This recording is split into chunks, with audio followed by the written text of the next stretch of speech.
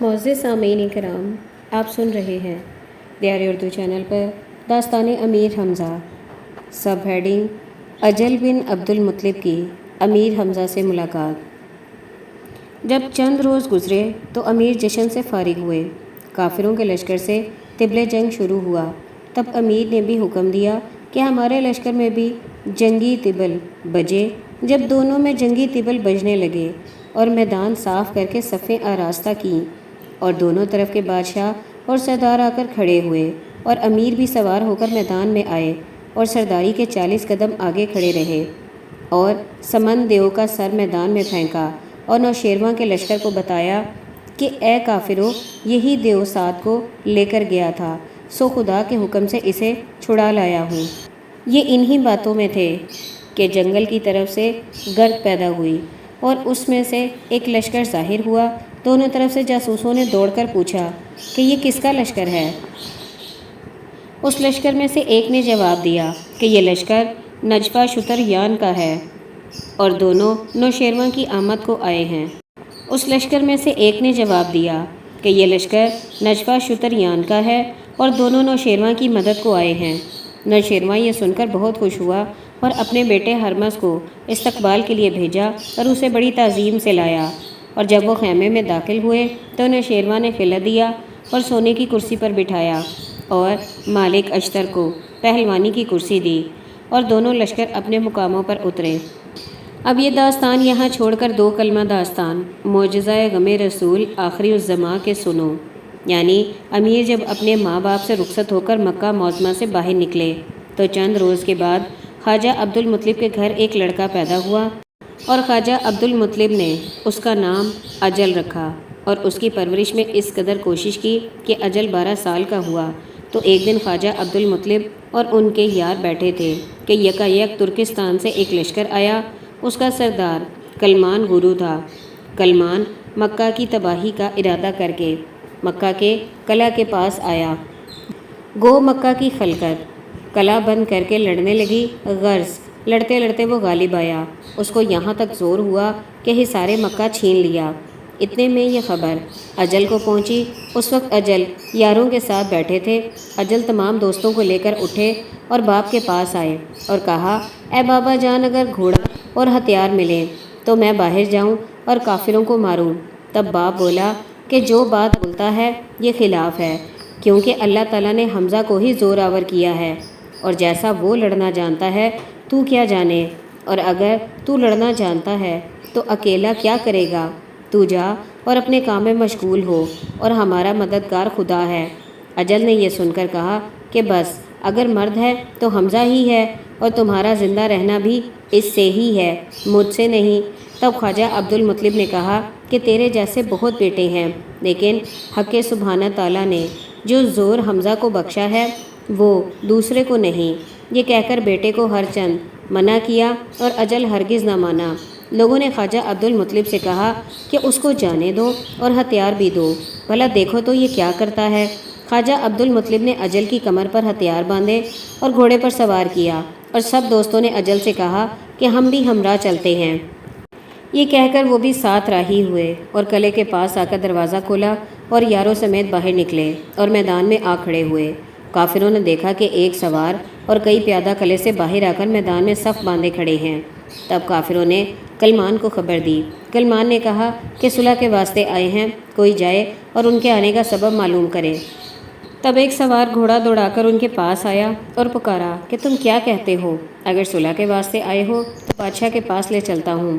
تب اجل نے کہا کہ اے کافر، صلح کیا چیز ہے؟ میں اجل خواجہ عبد المطلب کا بیٹا ہوں اور امیر حمزہ کا بھائی ہوں، اور میں تم کو مارنے کو آیا ہوں۔ اگر تم مرد ہو تو آگے آؤ۔ یہ سنتے ہی ترک سوار دوڑا اور تلوار کھینچ کر اجل پر ماری، اور اجل نے اس کا وار ڈھال پر روکا اور اپنا ہاتھ اس کی کمر میں ڈالا اور پکڑ کر گھوڑے پر سے کھینچ کر اٹھایا اور سر پر لے جا کر پھرایا اور زمین پر پٹکا۔ سوار اوندھے منہ زمین پر گرا۔ اجل کے یاروں نے اس سوار کو باندھا۔ اس وقت کلمان پکارا کہ اے سپاہیان غوری، یہ عرب میرے سپاہیوں کو جواں مردی سے لیے جاتا ہے، تم میں سے کوئی ایسا ہے جو اسے پکڑ کر میرے پاس لائے؟ بس دوسرا سوار آیا اور اجل پر تلوار کا وار کیا۔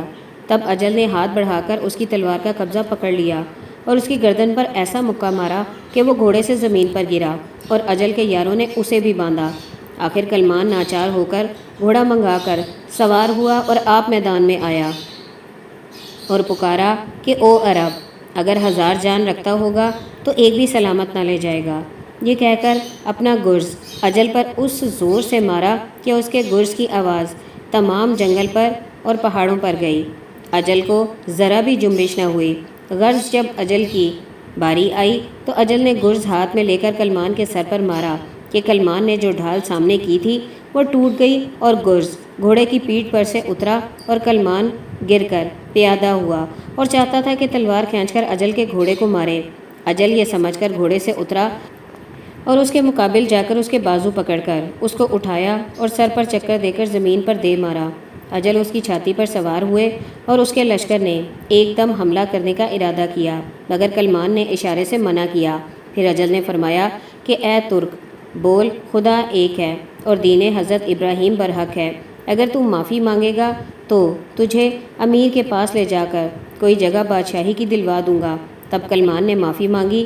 اجل نے کہا کہ بہتر یہ ہے کہ میں امیر کی خدمت میں جاؤں۔ کلمان بولا کہ میری بھی آرزو امیر کی قدم بوسی کی ہے۔ غرض کے نیک ساتھ دے کر اجل اور کلمان کوہ البرز کی طرف روانہ ہوئے۔ جب 1 یا 2 منزل آئے تھے کہ خدا کی قدرت سے مادی کرب کا فرزند جو گستم کی بیٹی سے پیدا ہو کر جوان ہوا تھا اور ماں نے اس کا نام کرب مادی رکھ دیا تھا، اس وقت سخت پہلوان ہوا تھا اور اس کی قوت کی برابری کوئی بھی نہ کر سکتا تھا۔ وہ باپ کے کہنے کے شوق سے ماں کی خدمت میں گیا اور کہا کہ اماں جان، میں چاہتا ہوں کہ حمزہ کے لشکر میں جاؤں اور حمزہ کو دیکھوں۔ ماں نے کہا اول تو مکہ جا اور کعبہ کی زیارت سے فارغ ہوا اور خواجہ عبد المطلب سے اجازت طلب کر کے باپ کو دیکھنے جا۔ کرب مادی اپنے لشکر کو لے کر کعبے کی طرف روانہ ہوا اور راستے میں اجل سے ملاقات ہوئی اور اجل کے لشکر کے لوگوں نے کرب مادی کے سپاہیوں سے پوچھا کہ تم کون لوگ ہو اور کہاں جاتے ہو؟ انہوں نے جواب دیا کہ کرب مادی کے لشکر کے سپاہی ہیں اور کعبۃ اللہ کی زیارت کو جاتے ہیں۔ جب یہ خبر اجل کو پہنچی تو استقبال کر کے مادی کو ملا اور گلے لگایا اور حقیقت بیان کی اور حال پوچھا تو اس نے اپنا تمام حال ظاہر کیا اور کہا کہ تم 1-2 روز اسی جگہ قیام کرو تو میں کعبۃ اللہ کی زیارت کر کے اور خواجہ عبد المطلب سے مل کر جلد آتا ہوں، پھر ہم مل کر چلیں گے۔ تب اجل نے وہاں قیام کیا اور کرب مادی مکہ میں گیا اور کعبۃ اللہ کی زیارت سے مشرف ہو کر پھر خواجہ عبد المطلب سے ملاقات کر کے واپس آیا اور پھر دونوں لشکر مل کر روانہ ہوئے اور منزل طے کر کے کوہ البرز کے پاس پہنچے۔ جب نزدیک آئے تو اجل نے کرب مادی سے کہا کہ تم یہیں رہو اور میں اکیلا میدان میں جاتا ہوں۔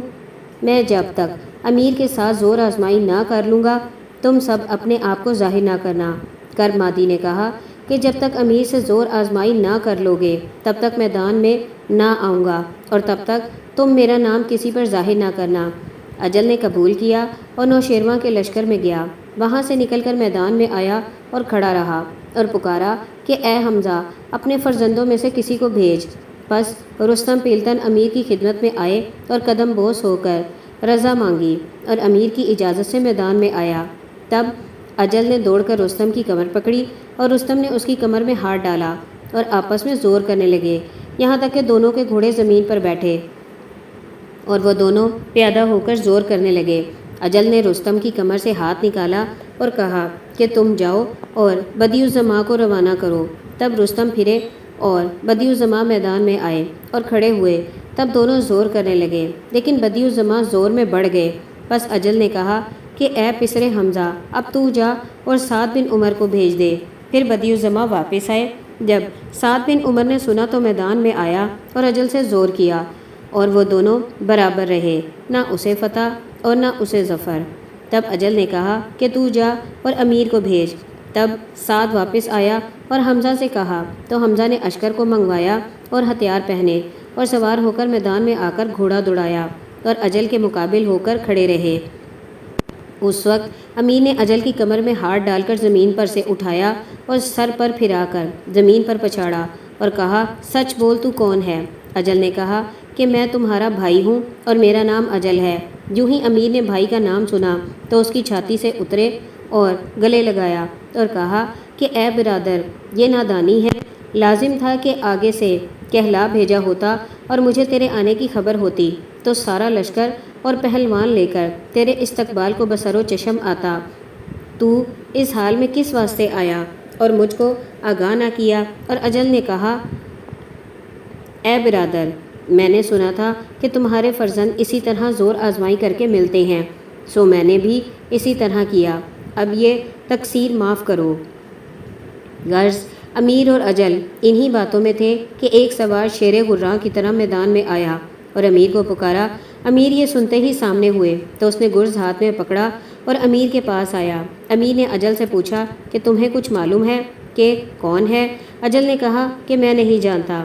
کرب مادی نے امیر پر گرز مارا اور امیر نے اس کا وار سر پر لیا اور اس وار کی ضرب سے تمام مردان عالم حیران ہوئے اور امیر کے تمام بدن سے پسینہ جاری ہوا۔